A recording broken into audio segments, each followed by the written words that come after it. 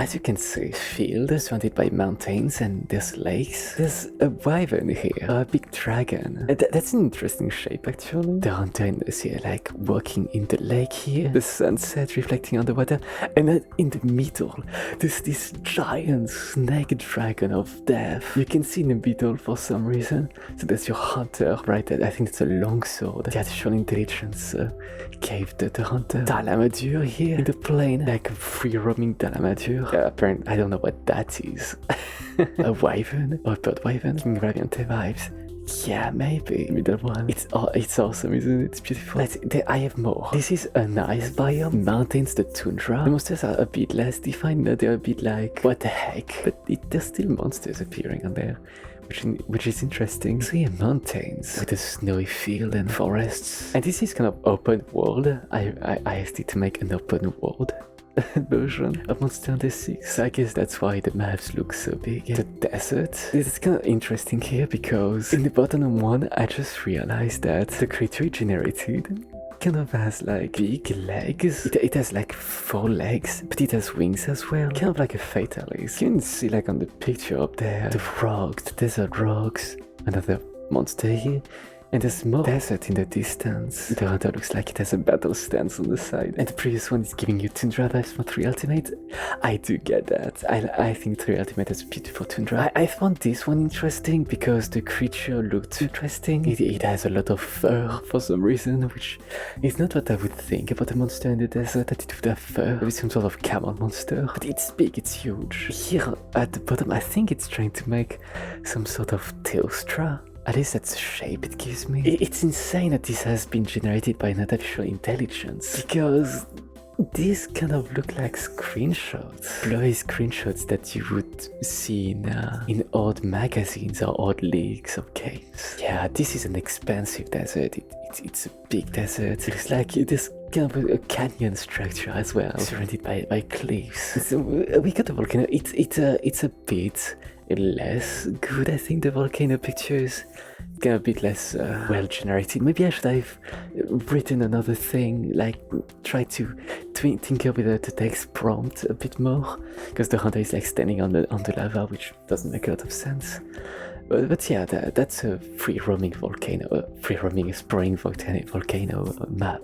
So the big volcano in the distance. I think it would look great with next generation consoles if the volcanoes erupted, and it would be beautiful. I think this might be one of my favorite areas that it generated. The forest. It plays a lot with the light. There's a lot of vegetation, light coming from the leaves. I think it's super pretty. And at the bottom, it kind of looks like there's some sort of like a monkey. The Rajang rig monster species. This is giving ancient forest plus the great forest from Predominant vibes. Yeah, I see. Totally. It kind of really gives ancient forest vibes. This also has a sword and shield actually. It's insane that this generates this picture. So pretty. I love the light coming from the leaves and reflecting on the monsters. Oh yeah, and now we come to the underwater part, because I asked it to like give some underwater pictures of a biome. The hunter tends to walk on the floor, but there's a few ways where the hunter tries to swim, I think. And interestingly, there's some sort of underwater monster here that crawls on the seabed. There's coral as well. More corals. Looks like there's a cave here. Dives down.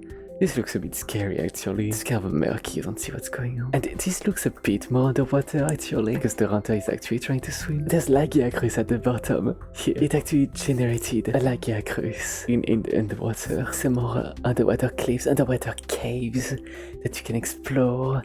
Dark water as you dive deeper. I'm glad that the hunter is swimming on this one. Now we come to like the kind of airship part. I thought it would be good to see what he thought about airships. Kind of looks like this hunter has a light bow gun. I thought this was like terrain, but this might be a floating monster as well. A floating serpent monster. There's some sort of airship here. I thought that it was really cool because it looks like an open area. It kind of looks like the first picture that I show you of the big field with the lakes and the mountain around, because there's mountains around here as well. But there's an airship, and it kind of does makes me feel that, because it's such a big map, an open world.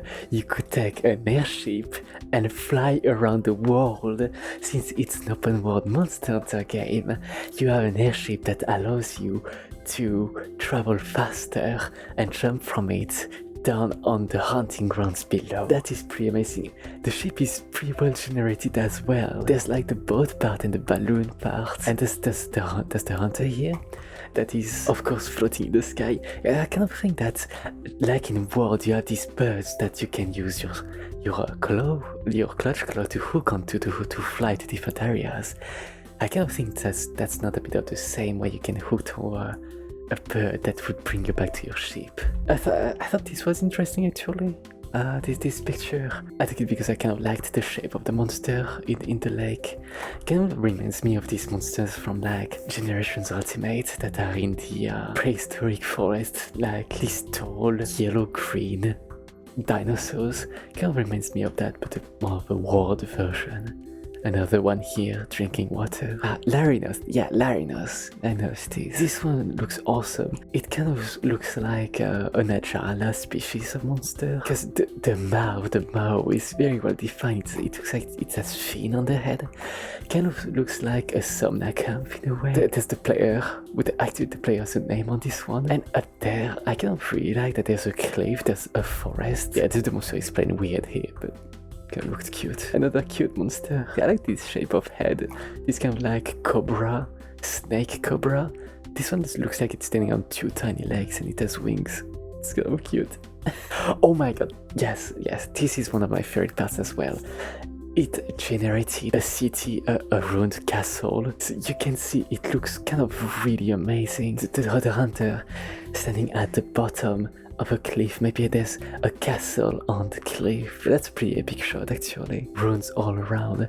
Kind of reminds me of perhaps in the Shroud Castle Kingdom. This kind of gives me Shroud Castle Kingdom vibes. And yeah, as well, actually this one is cool because the hunter has like the sword and shield that are taking out of their ship. Looks like it's habitated of course by some monsters as well. This one looks like a big quadrupedal monster with a red belly, maybe a red tail, a big head. I think this is really cool. This actually kind of gives me siege vibes. Siege monster vibes. You could have this ruined castle area, ruined city, and there's this huge flying monster that is floating above it with its big mouth. And I kind of think that, yeah, there's giant monsters and you have to like use the ballistas and dragonettes. Maybe you can climb on it too. Maybe you can use your airship to like fly above it and jump on it. That's definitely a longsword. That's definitely a longsword user. Maybe with a new armor set, because that's an armor set that I've never seen in the base game, I think. Looks like it has feathers too on the tail. Maybe a bird wyvern here. Falling towers as well. Maybe some sort of like house you can enter. More beautiful castle in the distance here. We're seeing what's up with the beach. If there could be a beach as well. This looks pretty ominous because it looks like there's a giant kind of crane monster in the distance swimming in the water. Walking the water. That's cute actually. It kind of looks like it's related to the desert in a way. Or another biome, because it looks like there's more in the distance here that's other than beaches. I kind of liked the face of this one. The middle one looks like a Quetzalcoatlus. That's an interesting name. Some of these monsters are just way too big.